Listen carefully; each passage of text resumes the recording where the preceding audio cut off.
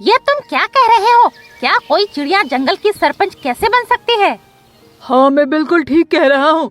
पूरे जंगल में यही बात फैली हुई है कि टुनटुन चिड़िया अब जंगल की सरपंच बनेगी। मुझे तो कुछ गड़बड़ लग रही है। चलो तुम मेरे साथ, जब तक हम हैं तब तक वो चिड़िया जंगल की सरपंच नहीं बन सकती है। और ये कहकर कालू कौवा और उसका दोस्त श्यामू कौवा वहाँ से चला गया। एक जंगल में बहुत सारे पशु पंछी रहा करते थे।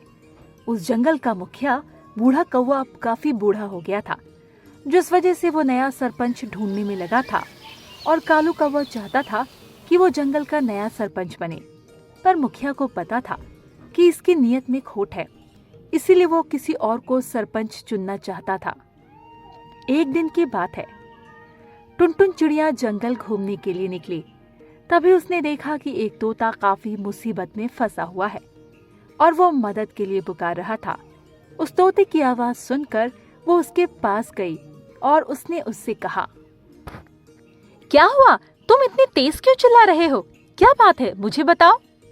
अरे टुनटुन चिड़िया, क्या बताऊँ, मेरी माँ की बहुत ज्यादा तबीयत खराब है और मेरे पास रुपए नहीं है।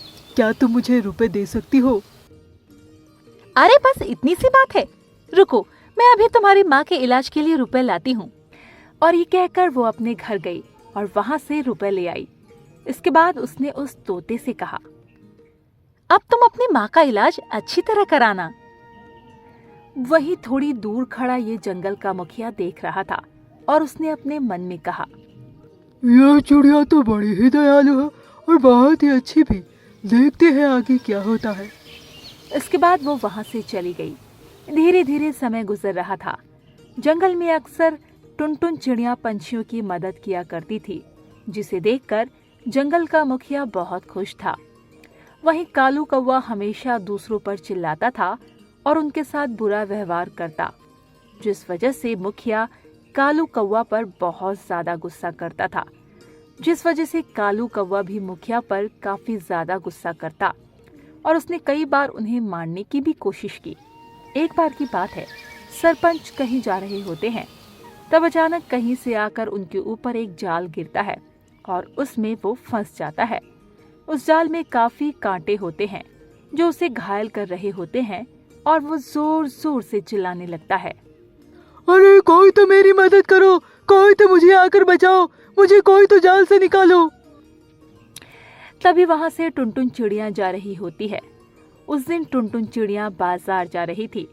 जब टुनटुन चिड़िया ने उनकी आवाज सुनी थी और उसने देखा कि मुखिया जाल में फंसे हुए हैं और रस्सी पेड़ से बंधी हुई है, तो ये देखकर उसने मुखिया से कहा, आप चिंता मत कीजिए, मैं आपको यहाँ जल्दी से निकालती हूँ। उसके बाद टुनटुन चिड़िया ने उस पेड़ पर जाकर उस जाले को ही काट दिया, जिससे बूढ़ा कौवा निकल आया, पर वो काफी ज्यादा जख्मी हो गया था।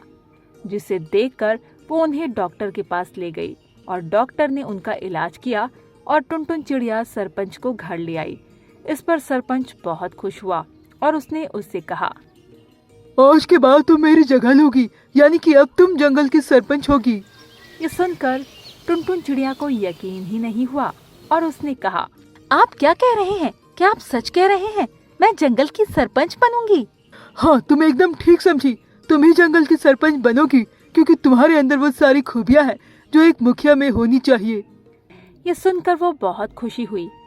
जब ये बात कालू कौवा को पता लगी तो वो उनके पास आया और उसने बूढ़े कौवा से कहा, ये आप ठीक नहीं कर रहे हैं। आप टुनटुन चिड़िया को सरपंच नहीं बना सकते हैं, क्योंकि उसमें कोई भी खूबी नहीं है। सरपंच तो मुझे होना चाहिए। नहीं, सरपंच सिर्फ टुनटुन चिड़िया ही बनेगी और तुम में तो सरपंच की कोई भी खूबी नहीं है। मुझे पता है, तुमने मुझे उस दिन मारने की कोशिश की, पर मैं चुप हूँ। यदि मैंने ये बता दी ना तो सभी जंगल के लोग तुम्हें निकाल देंगे। ये सुनकर कालू कौवा चुप हो गया और उसने बूढ़े कौवे से कहा, आपको कैसे पता कि ये मैंने ही किया था? क्योंकि तुम्हारे सिवा ये काम कोई और कर ही नहीं सकता। क्योंकि मुझे पता है तुम सरपंच बनना चाहते हो और इसीलिए तो तुम मुझे अपने रास्ते से हटाना चाहते हो और इसीलिए तुमने उस दिन मुझे मारने की कोशिश की। ये सुनकर कालू कौवा चुपचाप खड़ा हो गया। तभी वहाँ पर टुनटुन चिड़िया आ गई और उसने ये सब सुन लिया। इसके बाद टुनटुन चिड़िया ने सरपंच से कहा, आपको इसे सजा देनी चाहिए। यदि आप इसे ऐसे छोड़ देंगे तो फिर आगे आपको फिर ये चोट पहुंचाएगा। नहीं, इसे जाने दो। अब ये ऐसा कभी नहीं करेगा, क्योंकि इसे अपने किए की सजा मिल गई है। ये सुनकर कालू कौवा वहाँ से चला गया और अब टुनटुन चिड़िया बहुत खुश थी, क्योंकि अब वो जंगल की नई सरपंच जो थी। चिड़िया और कौवा की लड़ाई। एक जंगल में टुनी चिड़िया बहुत सारे पक्षियों के साथ रहा करती थी। उसी जंगल में एक कालू नाम का कौवा था। कालू कौवा और टुनी चिड़िया की बिल्कुल भी नहीं बनती थी और वो हमेशा लड़ते रहते थे। इस वजह से जंगल वाले भी काफी परेशान थे, क्योंकि वो अपनी लड़ाई की वजह से कभी कभी बहुत भारी नुकसान कर दिया करते थे। इस वजह से उन्हें सभी पंछियों की डांट भी सुननी पड़ती थी, पर फिर भी वो अपनी लड़ाई से पास नहीं आते थे और हमेशा जहां भी उन्हें मौका मिलता वो लड़ना शुरू हो जाते। एक दिन की बात है, टुनी चिड़िया कुछ पक्षियों के साथ बैठी हुई बातें कर रही होती है। तभी वहां पर कालू कौवा आ जाता है और उसने टुनी चिड़िया से कहा, अरे टुनी चिड़िया, तुम यहाँ पर क्या कर रही हो? लगता है तुम्हारा काम सिर्फ घूमने का ही है। कभी कभार घर पर भी रह लिया करो। तुम्हें इससे क्या मतलब है मैं घर पर रहूं या नहीं? तुम अपने आप से मतलब रखो, मेरे काम में टांग मत अड़ाया करो। मैं कब तुम्हारे काम में टांग अड़ाता हूँ? वैसे भी मुझे तुमसे कोई मतलब नहीं है, क्योंकि तुम तो एक नंबर की लड़ाकू हो। हाँ, मुझे पता है कि मैं लड़ाकू हूँ, तो फिर मुझसे बोला मत करो। तभी वहाँ बैठे एक तोता ने उन दोनों से कहा, तुम लोग जब भी साथ में आते हो तो लड़ाई क्यों करने लगते हो? कभी कभार शांत भी बात कर लिया करो। हम लोग जब भी तुम लोगों को साथ में देखते हैं तो हमेशा लड़ते ही देखते हैं। मैं इससे कभी भी नहीं लड़ती हूँ, यही मुझसे हमेशा लड़ने के लिए आ जाता है। अच्छा, मैं आता हूँ लड़ने के लिए, या तुम मुझसे लड़ना शुरू हो जाती हो?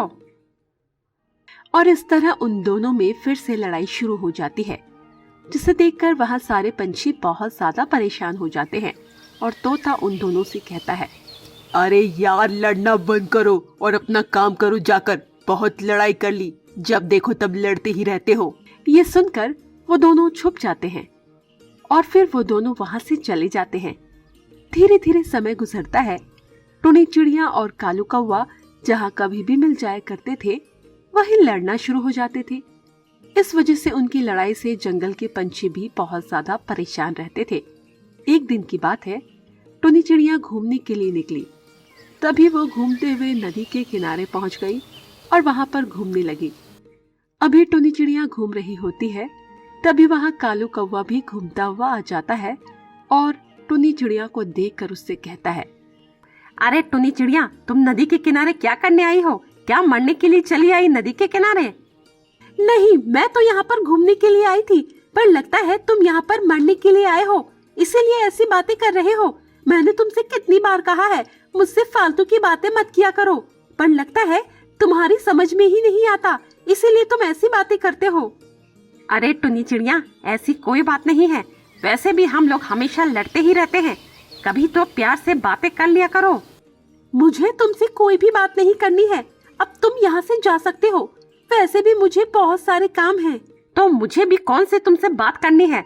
मैं तो बस सोच रहा था कि शायद तुम सुधर सकती हो, पर लगता है तुम तो मुझसे बात ही नहीं करना चाहती हो। अच्छा, मैं बात नहीं करना चाहती हूँ या फिर तुम शांति से बात नहीं करना चाहते हो? और ये कहकर वो दोनों फिर से लड़ना शुरू हो जाते हैं। लड़ते लड़ते नदी में जाकर गिर पड़ते हैं। नदी में गिर जाने से उन लोगों को ठंड लगने लगती है और वो लोग मदद के लिए पुकारने लगते हैं। तभी वहां से वही तोता गुजर रहा होता है और जब वो उन दोनों की आवाज सुनता है तो अपने आप से कहता है, अरे ये तो कालू कौवा और टुनी चिड़िया चिल्ला रहे हैं, मुझे जाकर देखना चाहिए। और ये कहकर वो नदी के पास जाता है तो देखता है वो दोनों नदी में फंसे हुए हैं। ये देखकर तोता उन दोनों से कहता है, तुम लोग चिंता मत करो, मैं अभी तुम लोगों को निकाल लूंगा। और ये कहकर वो इधर उधर देखने लगता है।